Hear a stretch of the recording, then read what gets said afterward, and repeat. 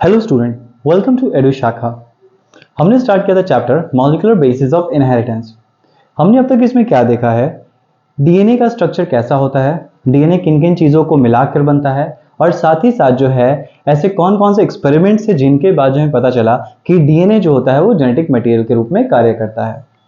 आज हम स्टार्ट करेंगे मेनली क्या, हम देखेंगे कि पहला जेनेटिक मटेरियल कौन सा था। सबसे पहला जो जेनेटिक मटेरियल हुआ, क्या वो आरएनए था या फिर डीएनए था। देखिए यहाँ पे सबसे पहले जो बना जेनेटिक मटेरियल के रूप में वो आरएनए है। पहला जेनेटिक मटेरियल के रूप में जो कार्य करता है वो है आरएनए, राइबोन्यूक्लिक एसिड। आरएनए की बात करें तो मेनली क्या होता है, ये डीएनए की तरह ही है, बस अंतर क्या है, इसमें जो शुगर है, कौन सा शुगर होता है इसमें होता है राइबोज शुगर। ओके, एक और चीज अंतर इसमें क्या देखने को मिलेगा, जो नाइट्रोजनस बेसेस होते हैं, तो यहाँ पे मेनली जो बेस होता है एडेनिन है, गुआनिन है, साइटोसिन है, डीएनए में थायमिन पाया जाता है। बट वहीं आरएनए की बात करें तो यहाँ पर यूरासिल होता है। तो आरएनए डीएनए के मुकाबले ज्यादा अनस्टेबल होता है। आरएनए बहुत ज्यादा जो है यहाँ पे म्यूटेशन की एबिलिटी होती है, जिस कारण ये बहुत रैपिडली म्यूटेट करता है। और मेनली आरएनए जेनेटिक मटेरियल के रूप में कार्य करता है कुछ वायरसेस में। वायरसेस के अंदर जो जेनेटिक मटेरियल होता है उनमें आरएनए पाया जाता है। कुछ में सिंगल स्टैंडर्ड आरएनए होता है तो कुछ में जो है डबल स्टैंडर्ड आरएनए होता है। तो वायरस में ये जेनेटिक मटेरियल के रूप में कार्य करता है। बट क्योंकि ये अनस्टेबल था तो हायर ऑर्गेनिज्म में क्या हुआ, जो आरएनए है यही इवॉल्व हुआ और इससे बना डीएनए। तो डीएनए मेनली किससे बनता है, आरएनए से ही एवोल्यूशन के द्वारा जो है डीएनए का निर्माण हुआ है। और डीएनए ज्यादा स्टेबल है एज कंपेयर टू आरएनए। तो क्या यूकैरियोटिक सेल में आरएनए नहीं पाया जाता है? ऐसा नहीं है, यूकैरियोटिक सेल के अंदर आरएनए पाया जाता है। क्या काम है आरएनए का यूकैरियोटिक सेल में? यूकैरियोटिक सेल की बात करें तो आरएनए मेनली क्या करता है, ये कैटालाइटिक के रूप में कार्य करता है, ये ट्रांसलेशन में हेल्प करता है। ट्रांसलेशन मतलब प्रोटीन सिंथेसिस में, प्रोटीन जो बनता है हमारे जितना भी प्रोटीन बन रहा है ये सब आरएनए के द्वारा ही सिंथेसाइज किया जाता है। आरएनए जो है वो हेल्प करता है प्रोटीन सिंथेसिस में।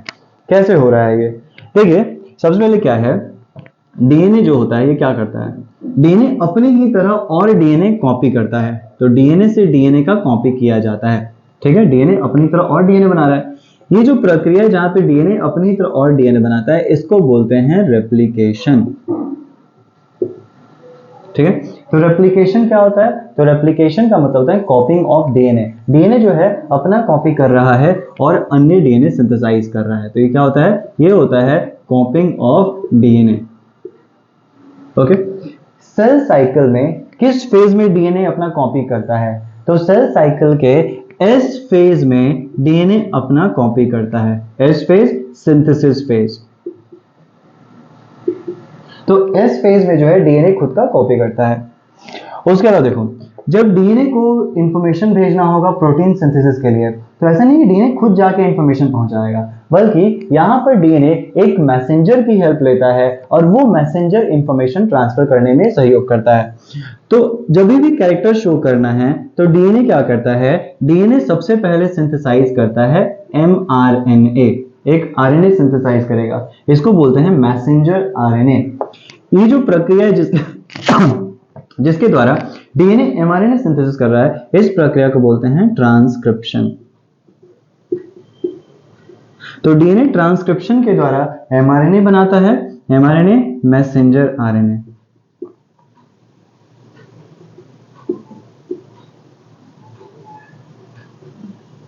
और ये जो मैसेंजर आरएनए होता है ये इंफॉर्मेशन लेके जाता है राइबोसोम के पास, किस लिए, प्रोटीन बनाने के लिए। तो एमआरएनए से क्या बनता है, एमआरएनए इंफॉर्मेशन लेके जाता है राइबोसोम के पास प्रोटीन बनाने के लिए।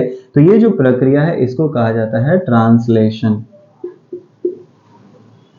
ओके, और ये ट्रांसलेशन होगा कहाँ, राइबोसोम्स में। ओके, और ये जो प्रोटीन है ये प्रोटीन रिस्पॉन्सिबल होता है हमारे कैरेक्टर को शो करने के लिए। हमारे अंदर जो भी कैरेक्टर्स होते हैं ये किस कारण आ रहे हैं, तो हमारे जो भी कैरेक्टर वो रिस्पॉन्सिबल है प्रोटीन के कारण। हमारा जो पिगमेंटेशन है, पिगमेंट हो गया, या फिर हेयर, या फिर नेल्स, या फिर कोई भी जो इंसुलिन वगैरह, कोई भी जो प्रोटीन हमारे अंदर जो कैरेक्टर शो करता है, तो ये कहाँ से आ रहा है, बेसिकली प्रोटीन रिस्पॉन्सिबल होता है कैरेक्टर शो करने के लिए, ठीक है, ये चीज है। तो मेनली एक इनडायरेक्टली हम ये बोल सकते हैं कि डीएनए से प्रोटीन बनता है और वो प्रोटीन जो है कैरेक्टर शो कर रहा है, बट हाँ बीच में एक मैसेंजर है जो इंफॉर्मेशन लेके जाएगा राइबोसोम के पास कि कब कौन सा प्रोटीन सिंथेसाइज करना है और उस अनुसार वो सिंथेसिस किया जाएगा। और ये इंफॉर्मेशन दे कौन रहा है, तो इंफॉर्मेशन आता है डीएनए से। तो इनडायरेक्टली हम ये बोल सकते हैं कि डीएनए जो है ये रिस्पॉन्सिबल है, हमारे अंदर जो भी कैरेक्टर्स आता है उसको शो करने के लिए डीएनए रिस्पॉन्सिबल होता है। ये जो एक प्रक्रिया है जहां पे डीएनए से कैरेक्टर तक जा रहे हैं, प्रोटीन बन रहा है, इसको हम बोलते हैं सेंट्रल डॉग्मा। इसको कहा जाता है सेंट्रल डॉग्मा। पूरे को मिला के हम क्या बोलेंगे, ये जो पूरा है सेंट्रल डॉग्मा। मतलब क्या है, डीएनए से डीएनए रेप्लिकेशन, डीएनए से एमआरएनए ट्रांसक्रिप्शन, एमआरएनए से प्रोटीन ट्रांसलेशन, तीनों को मिला के सेंट्रल डॉग्मा कहा जाता है। और ये सेंट्रल डॉग्मा थ्योरी जो है दिया गया था फ्रांसिस क्रिक के द्वारा। ठीक है, सेंट्रल डॉग्मा थ्योरी जो है दिया गया है फ्रांसिस क्रिक के द्वारा, तो इसको बोलते हैं हम लोग सेंट्रल डॉग्मा थ्योरी। तो इस केस में क्या देख रहे हैं कि आरएनए जो है एक इंपॉर्टेंट भूमिका निभा रहा है, किस लिए, प्रोटीन सिंथेसाइज में, ट्रांसलेशन में। यही है जो मैसेज लेके जाता है डीएनए से राइबोसोम के पास कि कब कौन सा प्रोटीन सिंथेसाइज करना है। ठीक है, तो ये चीजें हैं। चलिए अब हम देखते हैं किस तरीके से डीएनए अपना कॉपी बनाता है, किस तरीके से डीएनए रेप्लिकेट करता है उसके बारे में। ठीक है,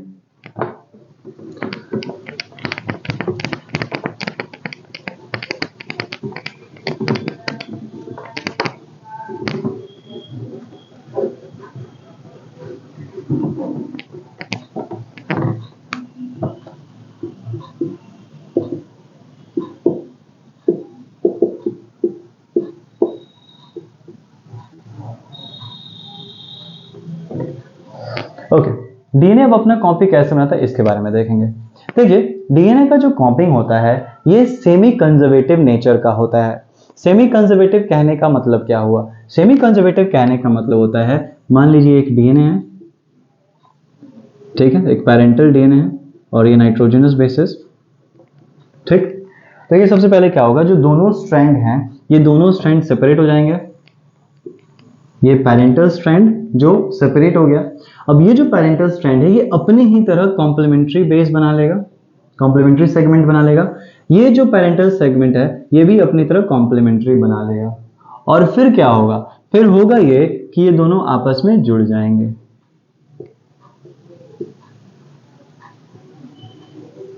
ओके, तो ये चीज है। तो यहां पर हम ये बोल सकते हैं कि ये जो है पेरेंटल डीएनए है और जो बगल में ये बनता है ये न्यूली सिंथेसाइज्ड डीएनए होता है जो नया बन रहा है।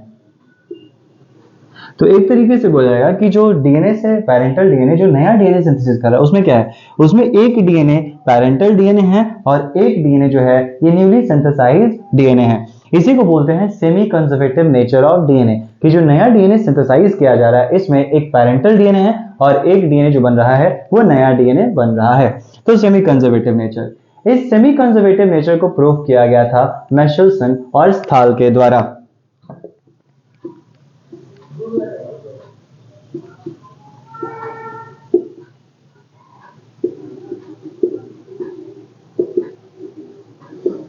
सेमी कंजर्वेटिव नेचर प्रूव किया गया मिचेल्सन और स्थाल के द्वारा। इन्होंने क्या किया, इन्होंने किया ये इकोलाई लिया, इकोलाई बैक्टीरिया। ठीक, इकोलाई बैक्टीरिया को इन्होंने ग्रो करवाया नाइट्रोजन 15 मीडियम में। इकोलाई बैक्टीरिया को इन्होंने ग्रो करवाया नाइट्रोजन 15 मीडियम में। नाइट्रोजन 15 मीडियम की बात करते हैं तो मेनली नाइट्रोजन का ये एक आइसोटोप है। नॉर्मल नाइट्रोजन जो होता है वो N14 होता है, नॉर्मल नाइट्रोजन N14 होता है। ये जो है ये क्या है, ये एक आइसोटोप है और ये हैवी नाइट्रोजन है। ठीक है, तो मेनली क्या होगा, ई कोलाई में जब बार बार फीड किए जा रहे हैं नाइट्रोजन 15 नाइट्रोजन 15 नाइट्रोजन 15, तो नाइट्रोजन जो होता है ये डीएनए में पाया जाता है। तो यहाँ पर ई कोलाई के पास नाइट्रोजन का कोई दूसरा सोर्स नहीं है, बट N15 जो मीडियम हम दे रहे हैं वही है। तो ये नाइट्रोजन जो है क्या होगा, इसके डीएनए में जाके जुड़ते जाएगा जुड़ते जाएगा जुड़ते जाएगा और इस तरीके से इसका जो डीएनए होगा वो N15 वाला डीएनए बन जाएगा जब बहुत सारे जनरेशन के बाद। तो फाइनली क्या होगा, इसका जो डीएनए है वो N15 वाला डीएनए है और N15 डीएनए जो होता है ये हैवी डीएनए हो जाएगा। नाइट्रोजन 15 क्या है, एक हैवी आइसोटोप है, वजन इसका ज्यादा है। वहीं अगर बात करें N14 वाला जो डीएनए होगा वो नॉर्मल डीएनए होगा। उसका जो है वो लाइट वेट होता है। तो अगर हम चाहें आगे जाके अगर हमें लाइट और हैवी डीएनए को सेपरेट करना पड़े तो हम कैसे सेपरेट करेंगे, तो यहाँ पे हम यूज करते हैं सेंट्रीफ्यूगेशन को लेकर, रोटेशन। ठीक है, तो जितना स्पीडली रोटेट करेगा बेसिकली जो हैवी डीएनए होता है वो सेटल डाउन कर जाएगा और जो लाइट डीएनए है वो ऊपर की तरफ आ जाएगा, और इस तरीके से हम हैवी और लाइट डीएनए को सेपरेट कर सकते हैं। तो सबसे पहले क्या करवाया गया, ई कोलाई को नाइट्रोजन 15 मीडियम में जो ग्रो करवाया जा रहा है और इसका जो डीएनए हो जाएगा वो हैवी हो जाएगा। ठीक, ये चीज है। अब इस ई कोलाई को जिसके अंदर हैवी डीएनए है इसको ट्रांसफर करवा दिया गया नाइट्रोजन 14 में। अब इसको ट्रांसफर करवा दिया जा रहा है नाइट्रोजन 14 नॉर्मल डीएनए में। ठीक, अब इसको जो है मल्टीप्लाई करने जाएगा, इसको ग्रो करने जाएगा। तो मेनली जो है ना ई कोलाई की बात करें तो रफली 20 मिनट में जो है ये लोग डिवाइड कर जाते हैं। तो 20 मिनट बाद ये डिवाइड कर जाएगा तो इसके अंदर डीएनए सिंथेसिस भी होगा, डीएनए को सिंथेसाइज किया जा रहा होगा, डीएनए कॉपी किया जा रहा होगा। तो क्या होगा, जब ये रेप्लिकेट कर गया, कॉपी कर गया, तो उसके बाद जब हम इसके सेल को सेपरेट करेंगे, डीएनए को एक्सट्रैक्ट करेंगे, तो डीएनए को निकाल के जब उसको सेंट्रीफ्यूज करेंगे तो क्या नोटिस करेंगे, यहाँ पर हम नोटिस करेंगे कि इसके अंदर डीएनए है, इसमें एक जो डीएनए है वो N15 वाला डीएनए है और जो नया वाला जो डीएनए बन रहा है इसके अंदर जब रेप्लिकेशन हो रहा होगा, कॉपी किया होगा डीएनए, तो नया डीएनए कैसा बन रहा है, N14 वाला। मतलब इसके अंदर पहले जो ग्रो करे तो उसमें सब में N15 था, तो नॉर्मली दोनों पेयर जो है N15 का ही था। लेकिन जब हमने इसको शिफ्ट किया N14 मीडियम में तो उसमें क्या हुआ, उसमें भी डीएनए अपना कॉपी कर रहा था। तो उसमें जब कॉपी किया गया तो एक तो पेरेंटल डीएनए N15 वाला रहेगा, लेकिन ये जो दूसरा डीएनए बन रहा है वो N14 वाला है, लाइट डीएनए है। तो इस तरीके से ये दोनों कॉइल कर गया है। तो मिशेल्सन और स्थाल ने जो है नाइट्रोजन 14 और 15 की मदद से ये शो करने की कोशिश किया कि किस तरीके से जो है जो डीएनए होता है ये सेमी कंजर्वेटिव नेचर शो करता है, कि जो नया डीएनए बनता है उसमें एक डीएनए पेरेंटल डीएनए होता है और एक जो डीएनए है वो न्यूली सिंथेसाइज्ड डीएनए होता है। तो जो भी नया सेल बन रहा है उसमें एक पुराना सेल है और एक नया, जो एक भी नया डीएनए बन रहा है उसमें एक पुराना पेरेंटल डीएनए है और एक नया डीएनए है। ठीक है, तो ये चीज है। अब देखते हैं कि डीएनए कैसे कॉपी करता है अपने आप को, कैसे रेप्लिकेट करता है। तो ये है semi conservative nature of DNA. ठीक है, इसको बोलेंगे सेमी कंजर्वेटिव नेचर। अब बात करते हैं जरा रेप्लिकेशन को लेकर कि डीएनए किस तरीके से रेप्लिकेट करेगा, किस तरीके से जो है कॉपी कर रहा है।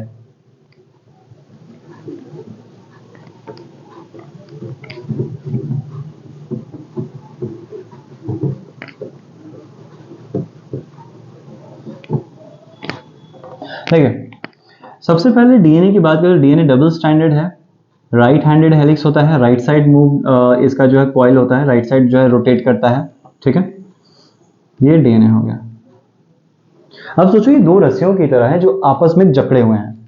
तो अगर हमें दोनों को कॉपी करना है तो क्या करना होगा, पहले तो सबसे पहले दोनों रस्सियों को हमें सेपरेट करना होगा, अलग करना होगा। तो यहाँ पे दोनों स्ट्रैंड को सेपरेट करने के लिए हम एंजाइम यूज करते हैं और ये एंजाइम है हेलिकेज। हेलिकेज क्या करेगा, अनवाइंड करेगा डीएनए को। ठीक है, डीएनए को अनवाइंड करेगा, डीएनए को खोल देगा।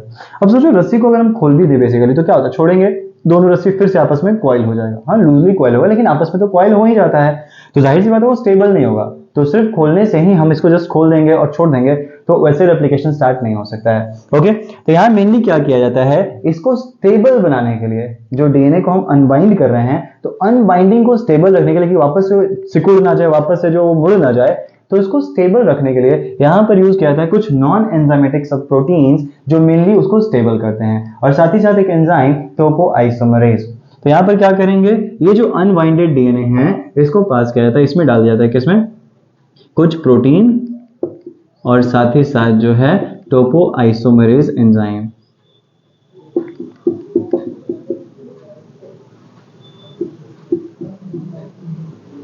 और ये दोनों मिलके क्या करेगा, ये दोनों जो है स्टेबलाइज करेगा अनवाइंडेड डीएनए को।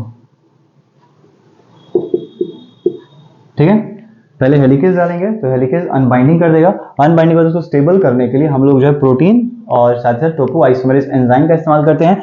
ये जो अनबाइंडेड डीएनए है उसको स्टेबलाइज कर देगा। ओके, अब डीएनए हो गया है स्टेबलाइज, तो मतलब क्या है, हमने जो है डीएनए को एक तरीके से खींचकर स्टेबलाइज कर दिया, सेपरेट कर दिया। ठीक है, डीएनए की पोलैरिटी है जहां पर हम देखेंगे एक तरफ जो है 5 प्राइम से 3 प्राइम और एक तरफ जो है 3 प्राइम से 5 प्राइम। ठीक है, तो ये चीज़ है आपके पास। अब डीएनए हमने वो कर दिया है। अच्छा, एक चीज़ ध्यान रखिएगा, यहाँ पे ऐसा नहीं है कि कहीं से भी रेप्लिकेशन स्टार्ट हो जाएगा। पर्टिकुलरली ये जो हेलिकेज है जो अनबाइंडिंग शुरू करेगा और जहां से नया रेप्लिकेशन स्टार्ट होगा, तो डीएनए में कुछ ऐसे साइट्स होते हैं जहां से रेप्लिकेशन स्टार्ट होगा और इन साइट को बोलते हैं ओरिजिन ऑफ रेप्लिकेशन। तो डीएनए का जो कॉपी, ऐसा नहीं कहीं से भी डीएनए कॉपी स्टार्ट हो गया है, नहीं। डीएनए में पर्टिकुलरली एक साइट होगा, एक लोकेशन है जिसको कहते हैं ओरिजिन ऑफ रेप्लिकेशन। तो डीएनए का रेप्लिकेशन उसी ओरिजिन ऑफ रेप्लिकेशन से ही स्टार्ट होता है। मेनली ओरिजिन ऑफ रेप्लिकेशन क्या है, तो ये जो है ना कुछ बेस पेयर्स के सीक्वेंसेस होते हैं जो डीएनए के रेप्लिकेशन में हेल्प करते हैं।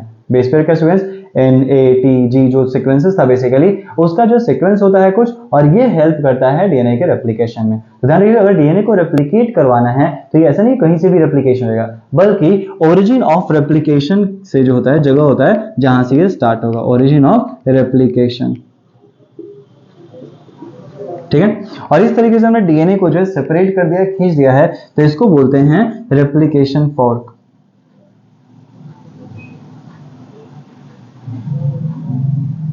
ठीक है, इसको बोलेंगे रेप्लिकेशन फॉर्क। अब क्या होगा, अब ये स्टेबलाइज हो चुका है। अब देखो एक एंजाइम आएगा जो कि है आरएनए पॉलीमरेज। आरएनए पॉलीमरेज की बात करें तो ये कैटालिटिक कर सकता है 5 प्राइम से 3 प्राइम में, मतलब एक तरफ 5 प्राइम कार्बन ऐड करेगा और एक तरफ जो है 3 प्राइम कार्बन ऐड करेगा। कहने का मतलब ये कि जो नया डीएनए सिंथेसिस होगा ये किस डायरेक्शन में होगा, ये होगा 5 प्राइम टू 3 प्राइम डायरेक्शन में। अब यहां पर देखो ये जो डीएनए पेरेंटल डीएनए वो 3 से 5 है, तो इसी में तो शुरू होगा ना 5 प्राइम, इसी के बगल में रहेगा 5 प्राइम। तो मेनली क्या होता है, नया डीएनए जो बनेगा वो बनेगा 5 प्राइम से 3 प्राइम के अनुसार ऑर्डर में। ठीक है, तो ऐसा नहीं है कि डीएनए अचानक से लगातार बढ़ते चला जाएगा। पहले आता है आरएनए पॉलीमरेज। ये जो आरएनए पॉलीमरेज है ये क्या करेगा, ये बनाएगा एक प्राइमर, आरएनए प्राइमर।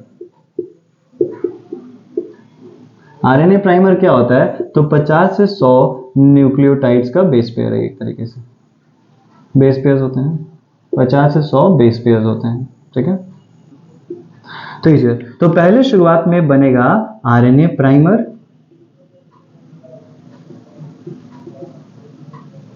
और फिर जब आरएनए प्राइमर बन जाएगा तब एक दूसरा एंजाइम आएगा डीएनए पॉलीमरेज। डीएनए पॉलीमरेज क्या करेगा, प्राइमर के बाद पूरा जो डीएनए सीक्वेंसेस है वो बना लेगा। अब ये सीक्वेंसेस कैसे बन रहे हैं, कॉम्प्लीमेंट्री सीक्वेंसेस। जैसे मान लीजिए अगर यहाँ पर ए है तो डीएनए में टी हो जाएगा, यहाँ पर अगर जो है सी है तो इसमें जी आ जाएगा, यहाँ पर अगर जी है तो इसमें सी आ जाएगा। इस तरीके से पूरा कॉम्प्लीमेंट्री जो है बेस पेयर बनता चला जाएगा और ये जो है अपना एक बना देगा। तो यहाँ पर क्या देखोगे कि जो ये 5 प्राइम से 3 प्राइम एंड की तरफ जो बढ़ता है डीएनए, ये कंटिन्यूअस होता है, इसमें कोई रुकावट नहीं है, कुछ नहीं है। इसलिए इस स्ट्रैंड को बोलते हैं हम लोग कंटिन्यूअस स्ट्रैंड या फिर लीडिंग स्ट्रैंड कहा जाता है।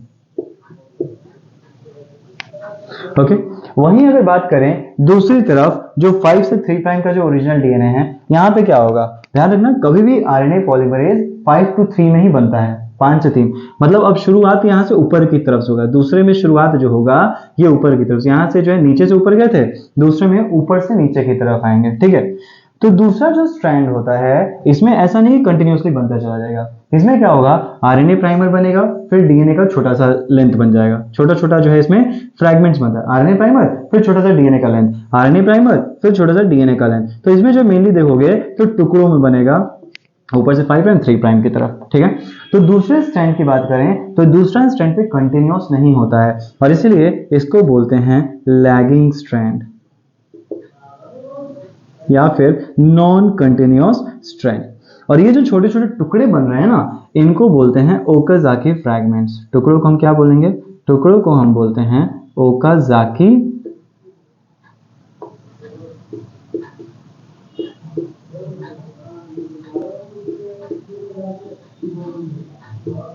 तो जब ओकाज़ाकी फ्रैगमेंट्स बन गया उसके बाद जो है यहाँ पे आएगा एंजाइम लाइगेज, और लाइगेज जो है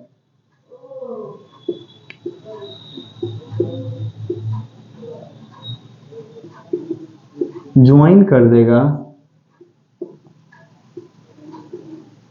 ओकाज़की फ्रैगमेंट्स को। ठीक है, लाइगेज एंजाइम क्या करेगा, ज्वाइन कर देगा ओकाज़की फ्रैगमेंट्स को, और इस तरीके से ये लोग जो है आपस में जुड़ जाएंगे और पूरा जो डीएनए स्ट्रैंड है वो तैयार हो जाएगा। ओके, तो ये चीज है। तो ये वाला अब इसके साथ कॉइल कर जाएगा और ये वाला जो डीएनए है वो इसके साथ कॉइल कर जाएगा। तो इस तरीके से एक डीएनए से जो है हमें क्या मिल गया, एक डीएनए से दो डीएनए तैयार।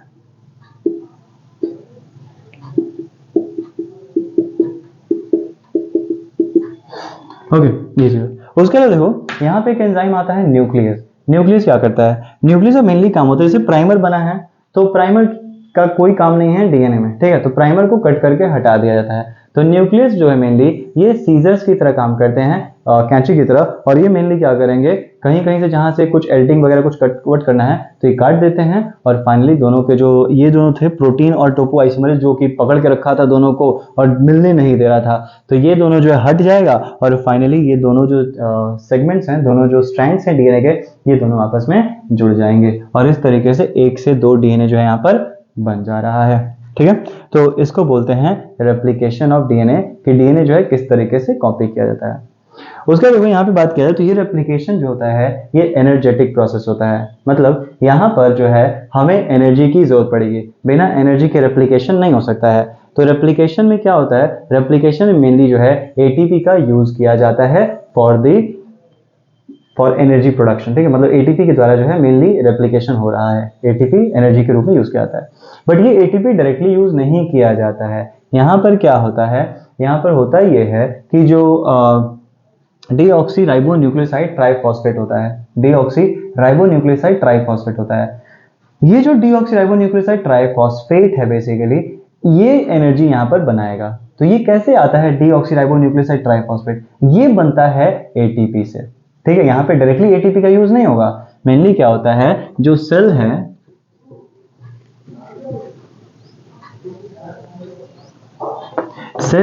सेल में पाया जाता है डीऑक्सी राइबो न्यूक्लियोसाइड मोनोफॉस्फेट। ठीक है, ये जो डीऑक्सी राइबो न्यूक्लियोसाइड मोनोफॉस्फेट है ये एटीपी के साथ जब ज्वाइन करता है तब बनाता है डीऑक्सी राइबो न्यूक्लियोसाइड ट्राइफॉस्फेट।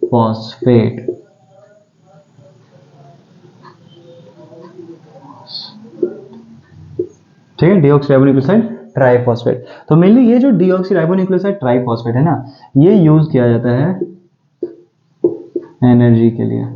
ठीक है, तो ये इस्तेमाल किया जाता है। उसके अलावा डीएनए रेप्लिकेशन में कुछ इंपॉर्टेंट आयंस जो हेल्प करते हैं वो है मैंगनीज, मैग्नीशियम और मैंगनीज।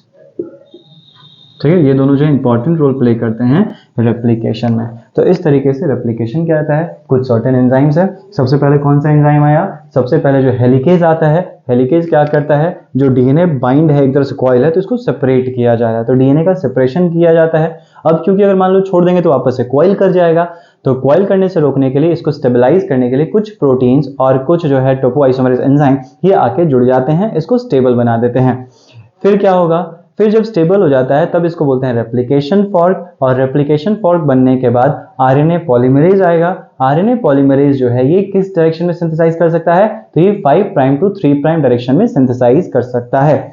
तो इस तरीके से ये 5 प्राइम से 3 प्राइम में छोटा सा जो है आरएनए प्राइमर बना देगा, और फिर उसके बाद जो है डीएनए पॉलीमरेज आता है, और डीएनए पॉलीमरेज जो है आरएनए प्राइमर के बाद से अपनी कहानी खींच लेता है। तो 5 प्राइम एक जो स्ट्रैंड होता है वो पूरा बनता है, कंटिन्यूअस होता है, लेकिन वही जो दूसरा स्ट्रैंड होता है वो कंटिन्यूअस नहीं होता है, उसमें छोटे छोटे डीएनए के फ्रैगमेंट्स बनते हैं। बाद में ये जो छोटे छोटे फ्रैगमेंट्स होते हैं जिनको ओकाज़की फ्रैगमेंट्स कहा जाता है, इनको चिपका दिया जाता है। यहाँ पर एनर्जी के लिए यूज किया जाता है डीऑक्सो राइबो न्यूक्लियोसाइड ट्राइफॉस्फेट, इसके द्वारा एनर्जी का प्रोडक्शन हो रहा है। उसके अलावा यहाँ पर कुछ आयंस भी हेल्प करते हैं रेप्लिकेशन में, जैसे कि मैग्नीशियम आयन और मैंगनीज आयन, और इस तरीके से जो है डीएनए का रेप्लिकेशन होता है। अब डीएनए रेप्लिकेट हो चुका है, एक से डबल हो चुका है, अमाउंट ऑफ डीएनए जो अब डबल हो जाएगा। तो ये मेनली सेल साइकिल के इस फेज में होता है। ठीक है, तो ये चीज़ है। तो आज के लिए इतना ही रखते हैं और मिलते हैं अगले वीडियो में, जिसमें हम बात करेंगे ट्रांसक्रिप्शन और ट्रांसलेशन को। Thank you.